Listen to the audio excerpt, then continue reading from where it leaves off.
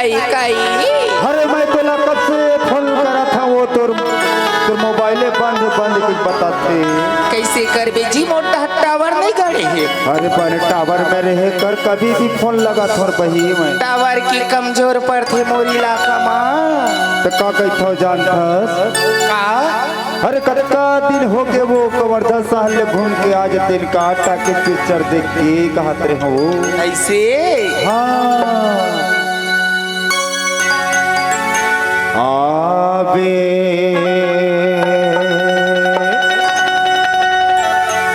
औ कवर्धा बाजार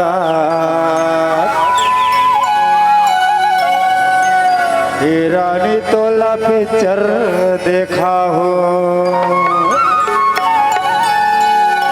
आहो कवर्धा बाजार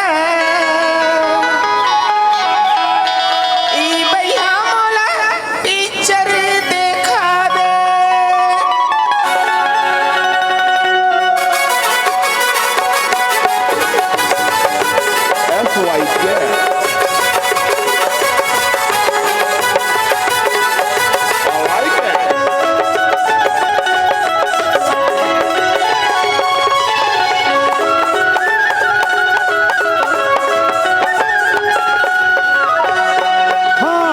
कवर्धा बाजार रानी तोला सिनेमा देखा हूँ।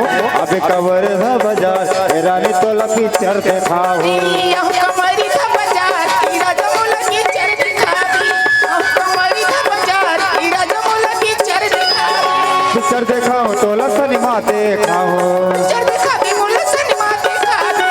पिक्चर देखा हूँ तोला सिनेमा देखा हूँ। पिक्चर देखा दी मोला सिनेमा देखा दे।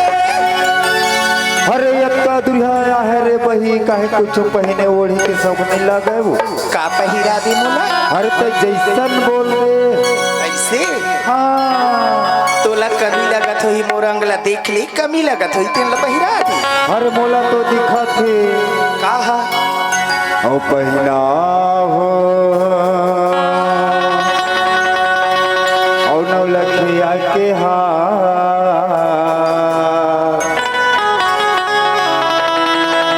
रानी तोला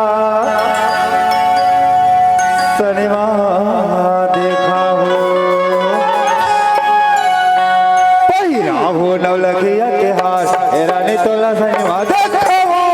कवर्धा बाजार ई राजा मोला पिक्चर देखा दी। कवर्धा बाजार ई भैया मोला पिक्चर देखा दे।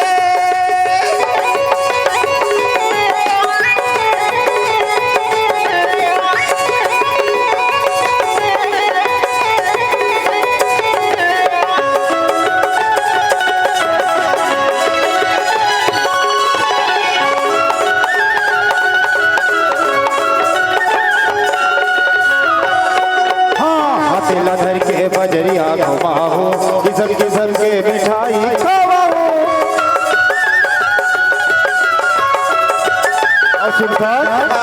पनीर के बजरिया घुमाओ किसम किसम के मिठाई खवाओ।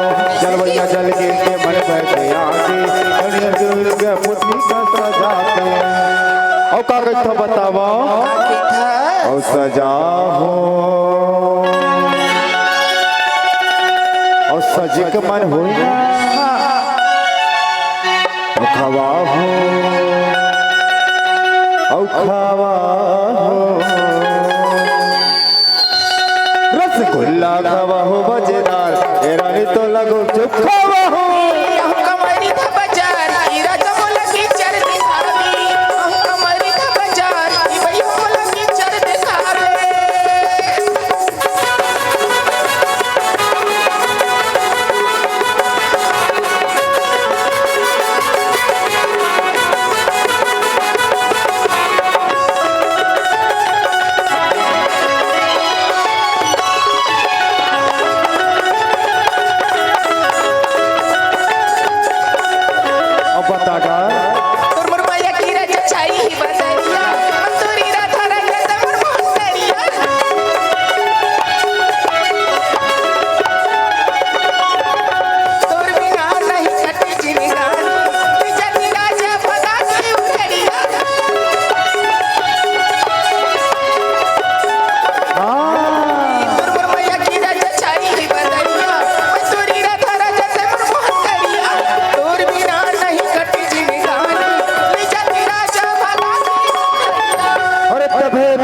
सुनो राधा का कहता हरे सच्चा दिल ले लुका छुपी आना जाना कर बोरे बही हाँ देखले आज कही दऊं और नहीं सहावे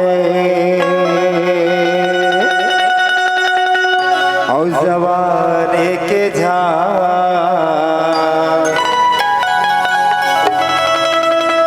हे रानी तोला मोर घर ले जाओ